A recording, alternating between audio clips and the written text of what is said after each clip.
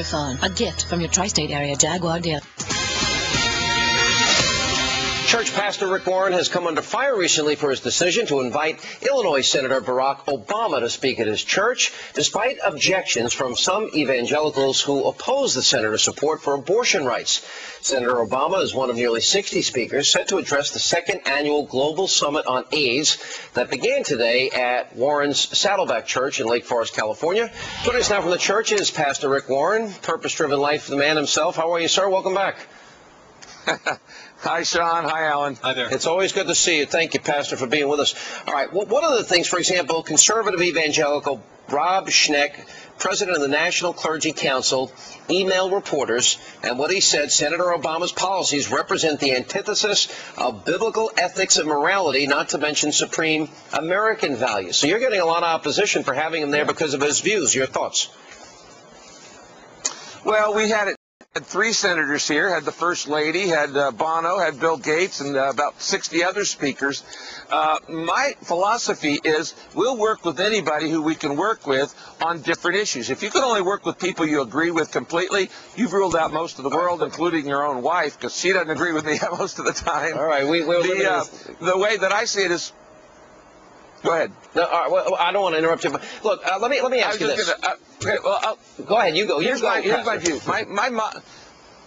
My model is William Wilberforce, the great evangelical parliamentarian who wiped out slavery in the British colonies, in the British Empire, and he did that by actually building what he called co-belligerencies. In other words, for instance, I agree with feminists when they fight pornography, but I don't agree with their whole agenda. I agree with gays when they want to fight AIDS, but I don't agree with their whole agenda. And anybody who would call me non... Sure. Let me play devil's advocate, because, all right, when you look at the issue of AIDS, there are those, for example, if you support abortion rights, that's the direct opposite, I know, of your views, my views. And in the issue of AIDS, there's one belief system, I would argue more biblically based, that says it's abstinence. And then there's another that says, well, here, just use a condom and that'll solve the problem. And it would seem that on some very significant moral issues that you hold dear and near to your heart, he's on the other side of that. Right. Well, actually, he wants to work on AIDS, and so does Sam Brownback, so does Bill Frist, and a lot of other senators that have helped us in this conference get ready for it. I would say, actually, Sean, that you have to decide whether you want to slow the AIDS pandemic or you want to stop it. And I've spoken about this several times, that the strategies you use to slow it down are not the strategies you use to stop it. And a lot of what I hear has to do with just reducing risk rather than eliminating risk. And the reason they only want to reduce it because they don't want to do behavioral change. Now, there are 4 strategies for slowing the pandemic, and there are 4 for stopping it. And we're talking about the stopping part. Hey, Pastor, it's Hanity Colmes. Welcome back to our show. You know, there are a lot of people who would personally not make the choice or not personally pro-choice, but as legislators feel that it's not the government's role. Like Mario Cuomo always said, look, it wouldn't be my choice, but I don't think it's the role of the government to make that decision for people. Then that's a legitimate position as well. Do we legislate and codify into law a particular religious belief? Well, I'm not in favor of a theocracy at all. I believe in a pluralistic society where we have free market of values, not just finances, and may the best idea win. And I love America for that. But when we talk about AIDS, the typical reaction people say is, okay, they say, supply condoms to everybody. Well, there's no doubt that would save lives, but it won't stop the pandemic. People say, offer needle exchange. Well, there's no doubt about that'll save lives, but it won't stop the pandemic.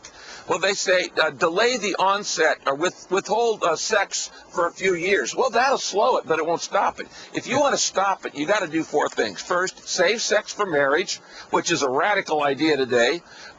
Second is STOP, train men to respect women, which is the Christian viewpoint, that women are not sex objects, that they are equal partners. O is offered treatment through churches, and P is pledge yourself to one partner. So do you want to slow it or do you want to stop it? We want to do both. Let me ask you a quick question about the President-elect Joel Hunter of the Christian Coalition, who was asked to step down after he said he wanted to make his agenda poverty and the environment and AIDS, and they said, no, we want it to be gay rights and abortion. Were they right to ask him to step down because of what he wanted to do? Well, I think obviously the Jesus' agenda is far bigger than just one or two issues. There's no doubt about that. As Francis Schaeffer and, as I said, going back to Wilberforce both pointed out, there are many multiple issues we have to care about. We have to care about poverty. We have to care about disease. We have to care about illiteracy. We have to care about corruption in government, sex trafficking. There are whole kinds of issues that are far more than just the two that evangelicals have been most known for. I care about those. I'm staunchly pro-life. Everybody knows that if you've read chapter 2 and 22 of Purpose-Driven Life. Pastor, I love the book, by the way. Good to see you again. Pastor, thank you for being with us. Also coming up tonight, Dennis Miller will update you also on the killing